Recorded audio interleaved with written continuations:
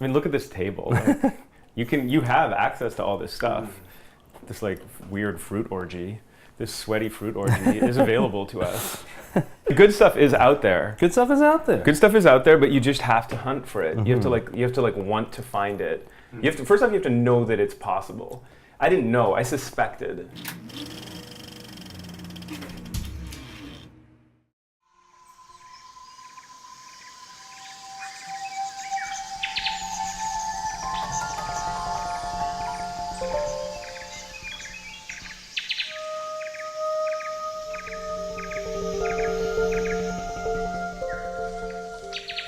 Is it strange that when I look at certain fruit, I find myself a bit aroused?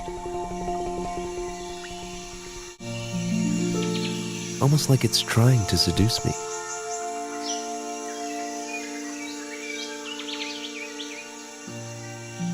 By overwhelming my senses. Like it wants to be devoured. Like we're meant to be together. Fruit tempts us with enlightenment. We've struggled to portray their beauty, crossed lands to find them, fought wars over them. But somewhere along the way, we stripped them of their power. Reduced to a still life, fruit has become predictable. Or has it?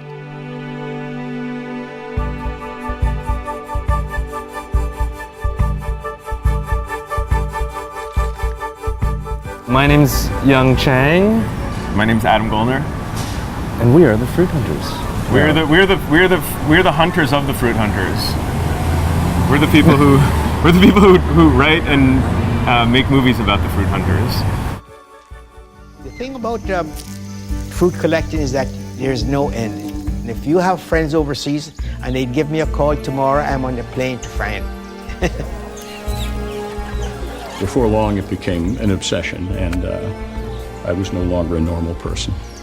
It blossomed into a full-time case of insanity.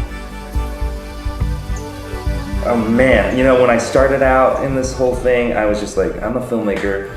I love to eat. I like food. I'm gonna, you know, I've just come off this movie called China Heavyweight, which was a film that actually came out at the same time as Fruit Hunters, but China Heavyweight was, you know, human drama, boxing, blood, sweat, and tear kind of movie. And I didn't want to deal with that. I wanted something happy and inspiring. And Adam and I both discovered, I think, that fruit is inspiring. It's like they're sculptural and they're beautiful. And it was like this sort of idea that using fruit as a source of imagination, where could we take it?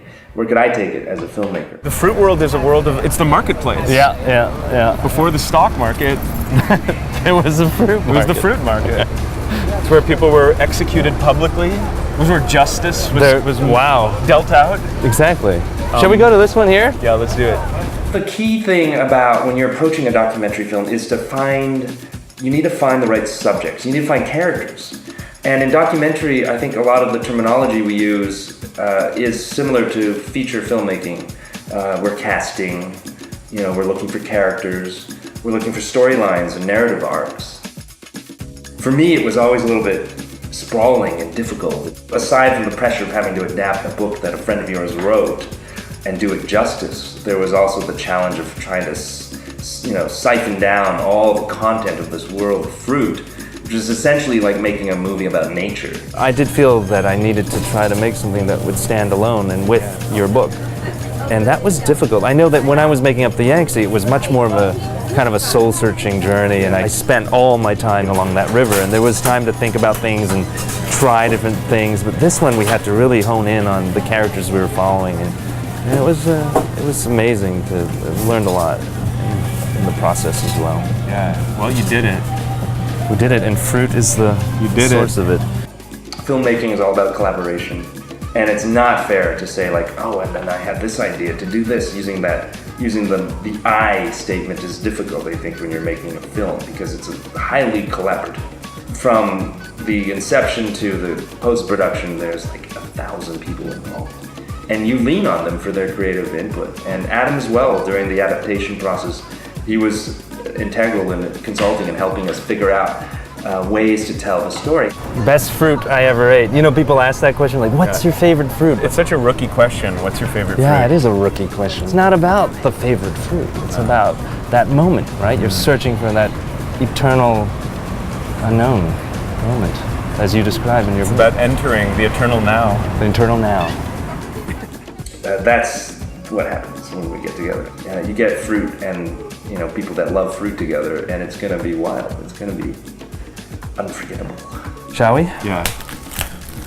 Structurally, as a documentary filmmaker, for me, it's based on research and a journalistic kind of approach. And then, eventually, when you've got the cameras rolling, you're going to production, you let this stuff go, and you kind of go with what you have in front of you. And that is that immediate interaction with your characters. Throw caution to the wind and just let things organically happen because they want to happen. Oh my god. Oh my god. Fuck. There's something about that site that's definitely a bit boner-inducing. The beautiful sculpture. Fruit hunters have arrived. Oh, my dad's here. Oh yes, perfect. Let's get him in on this. Here. How you doing? How are you? Very well. Have you had a durian before? No. All right. Well, the perfect timing. It's opening right up. Oh my god. It's Straight right. through it. It is really right. Oh, it's right. Smell that funk? It That smells smell that nice. jungle funk? It's got jungle funk in it. I think half the battle is getting people to see these things because they can't imagine them. That's the first thing. You can't imagine them. The second thing is to get them to taste it.